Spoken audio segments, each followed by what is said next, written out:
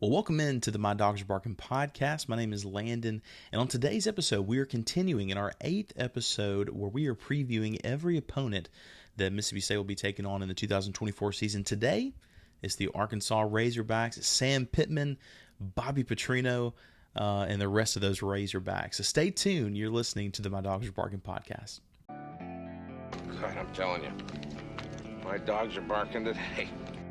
But man, my dogs are barking.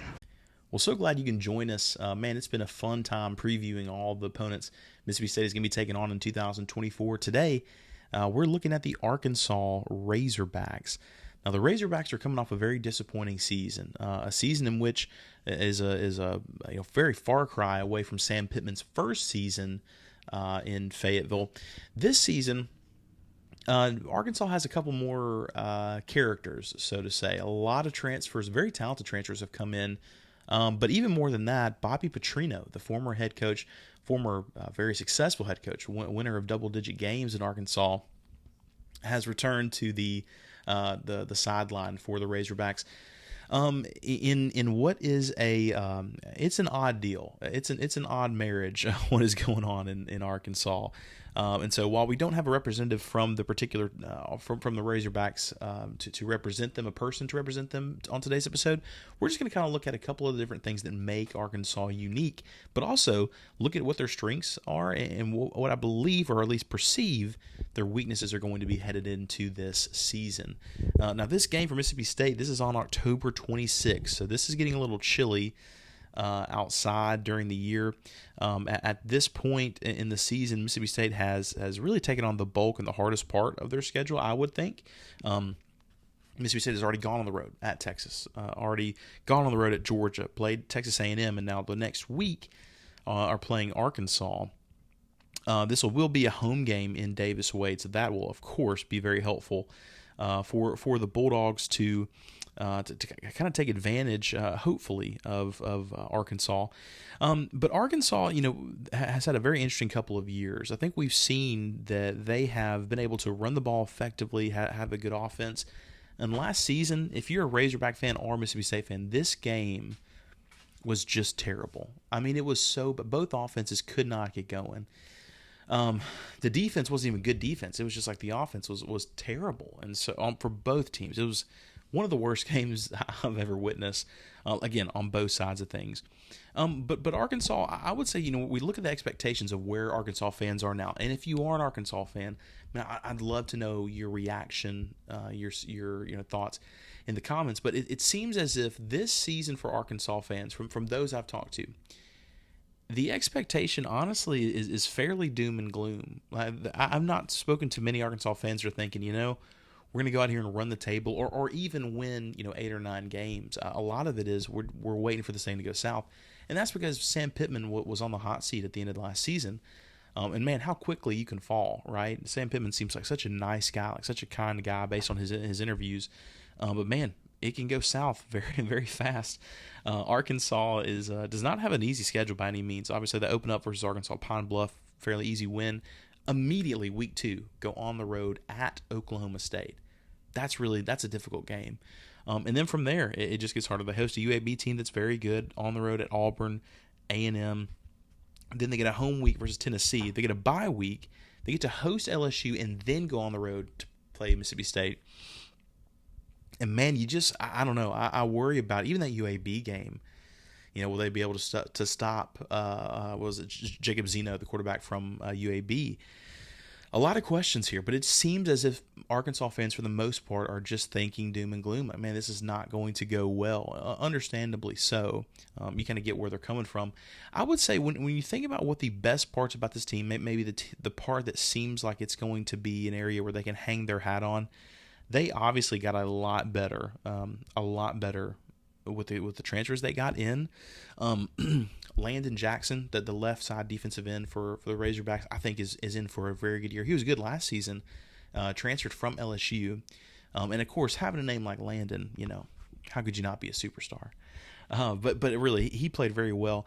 But the defensive side of things, I'm not so confident. A lot of the guys that transferred in on the defensive side, I would argue are probably going to be more so in the 2 deep than the starters, but there's some added depth there. I think the part of this team that Arkansas fans can be excited about is it really is the offensive skill players. You think about it. You got Jaquindon Jackson, got him in from Utah, and this is a guy that averaged. Got just a little under 1,000 yards rushing last season. Had 3 100-yard games, playing for a very good Utah team. And remember this about Utah: Jaquindon Jackson, ran the ball a lot for them, but Utah also did not have Cameron Rising, so they had to rely. A lot of teams knew that they were running the ball, and if teams know what you're going to do and still have a tough time stopping it, that shows you really have some talent, and certainly he does have some talent there. The wide receiver room, obviously Andrew Armstrong, a guy that contributed last year. Tyrone Broden is going to be a guy, and then of course they got was it Quaffrey Brown? I know I just butchered that, but the transfer wide receiver, really talented guy from UCF, who's going to be coming in for his final year. Let's see, he played at USF and then played at North Carolina, and then now his final year is now going to be with them. Had 5 touchdowns last year, started 6 games, 27 catches, had 95 yards in their season opener, but obviously just didn't feel like that's where he needed to be. But started his career there at the University of North Carolina. Been playing football for a long time. And so he's a guy that can really contribute for the wide receiver position. Jaquindon Jackson running the ball. And it's very important, Raheem Sanders last season was kind of a hit and miss. Was he injured? He was injured, but he could play, but he's not playing. What's going on? A very weird situation there. Now, Rocket Sanders.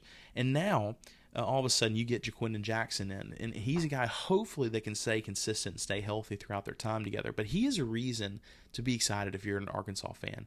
You have the combination of Bobby Petrino calling plays, and knowing what his offenses have done in Arkansas in the past.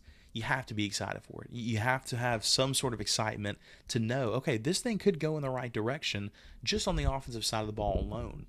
And we know, look, if you can score a lot of points, all you have to do is score one more touchdown than the other person, kick one more field goal than the other person. So Arkansas fans have a lot to be excited about. Here's the question. The part of the team that I think it's not a weakness necessarily, but it's the biggest question mark, because the most important position that can be played is the quarterback position. And man, I just don't know if Talon Green is it. The quarterbacks on the roster, right now are Talon Green at quarterback, Malachi Singleton, and then there's KJ Jackson. But both of them are freshmen as opposed to Talon Green. Now remember, Talon Green is a guy who started his career at Boise State.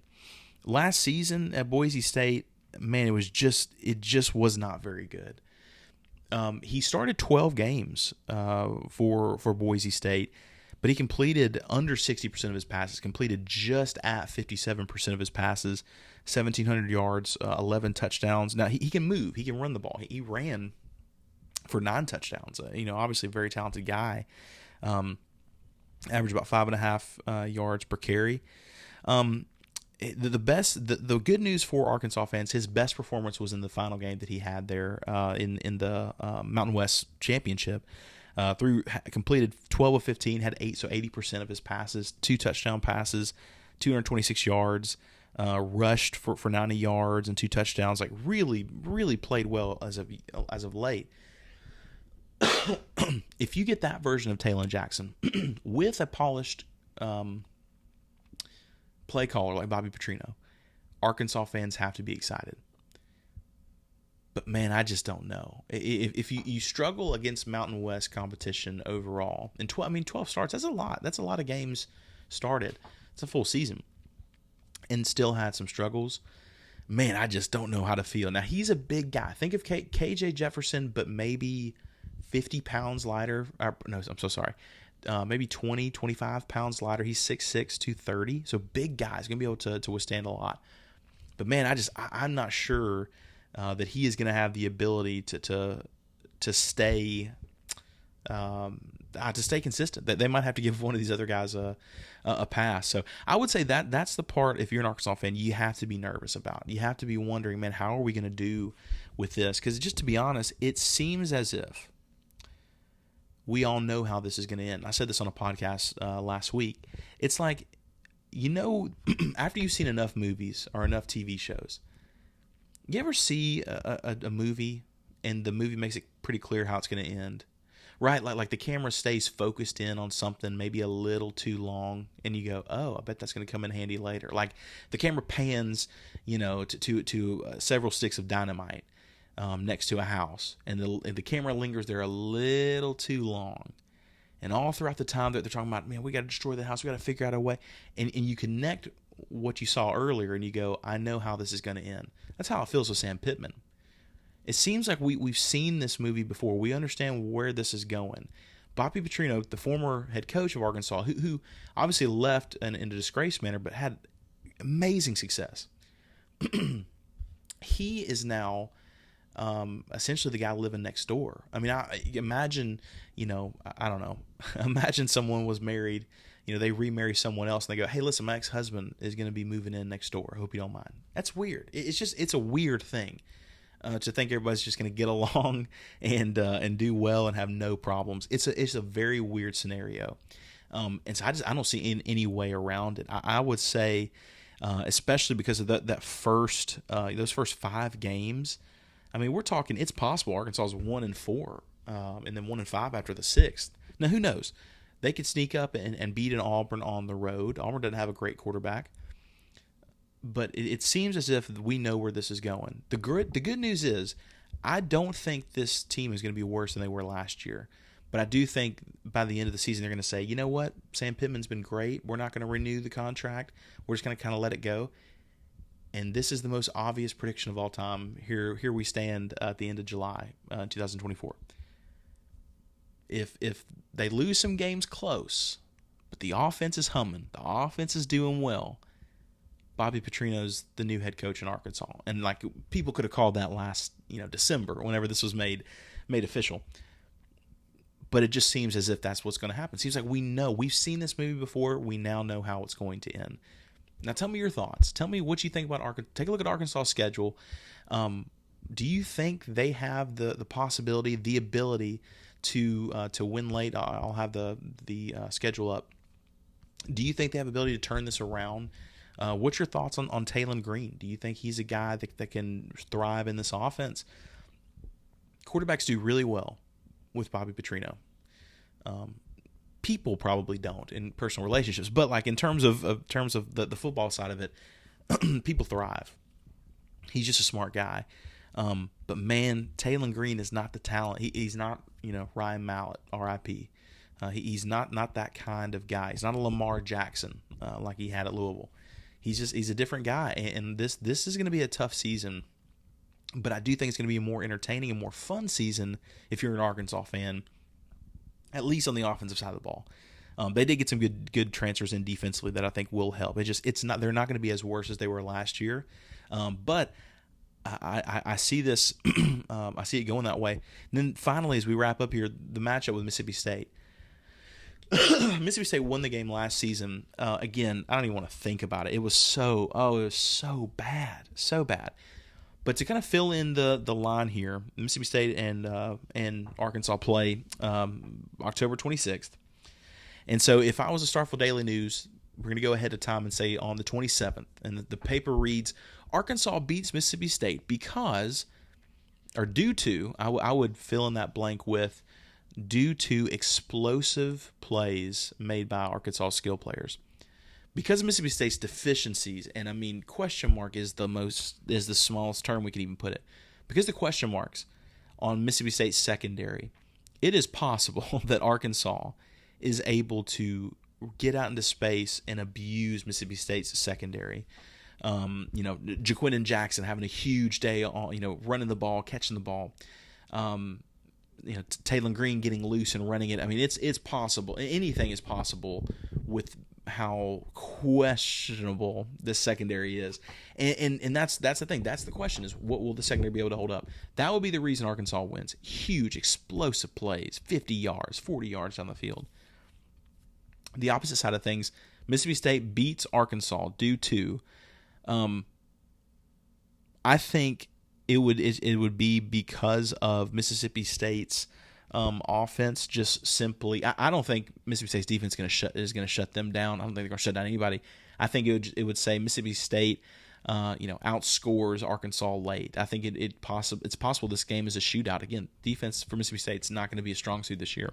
So it could go back and forth. Could have scoring all over the field, back and forth. I could see that happening. But tell me your thoughts in the comments. What's this matchup going to look like? Mississippi State and Arkansas. Mississippi State got the win last year in a remarkably ugly game. I mean, I can't imagine watching film and being proud of that at all if you're a player. But I want to hear from you. What do you think about Mississippi State and Arkansas? What do you think about Arkansas? What is their record going to be by the end of the season? And I think an even bigger question is, will Sam Pittman be back as the head coach? I hope he will. I really do. He seems like such a great guy. But it might be his time. It might be over with. So we might really know how this movie is going to end. So we will check it out on October 26th. Let me know your thoughts in the comments. You can reach us on Twitter or X at MyDogsPod, MyDogsPod pod. Check us out on Spotify, Apple Podcasts, and of course YouTube, where you can see our face. Check us out next time. Mississippi State. We're going to be doing the preview for Mississippi State and UMass. We actually have a beat writer from the University of Massachusetts, and then Tennessee is up after that. That's going to be such a fun one. So we'll see you guys around. Thank you so much for listening to the My Dogs Are Barking podcast.